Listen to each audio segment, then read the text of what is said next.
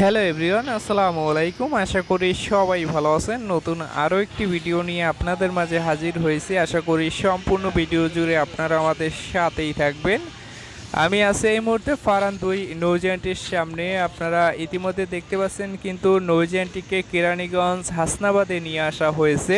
আর কেরানীগঞ্জ এই হাসনাবাদে নিয়ে আসার কারণ হলো নৌজানটিকে স্কিপ করে বা কেটে ফেলা হবে, যার কারণে এই নৌজানটিকে এখানে নিয়ে আসা হয়েছে।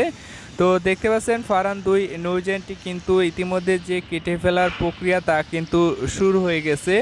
ইতিমধ্যে নৌযানটির ভিতরে যে চেয়ারগুলো ছিল বা যে আসনগুলো ছিল সেই চেয়ারগুলো ভিতর থেকে খুলে খুলে এই উপরে নিয়ে আসা হয়েছে। তো নৌযানটিকে কাটার যে প্রক্রিয়া তা 2-1 দিনের ভিতরেই শুরু হয়ে যাবে।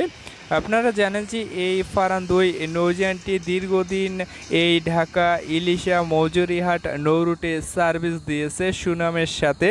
তো যেহেতু ফারান 2 নৌযানটি বেশ পুরনো একটি নৌযান, এছাড়াও নৌযানটির বডির স্ট্রাকচার বা নৌযানটির ফিটনেস যেহেতু শেষের দিকে অনেক পুরনো, সেহেতু নৌযানটিকে কেটে ফেলার সিদ্ধান্ত নিয়েছে কর্তৃপক্ষ। আপনারা জানেন যে বর্তমানে নৌ সেক্টরে যাত্রী সংকট ভয়াবহ, যার কারণে এখন পর্যাপ্ত পরিমাণে যাত্রী হচ্ছে না। এছাড়াও এই ইলিশা মৌজুরিহাট নৌরুটে বিভিন্ন নৌযান কিন্তু চলাচল করে। এই ফারান 2 নৌযানটির থেকেও ভালো ভালো নৌযান রয়েছে।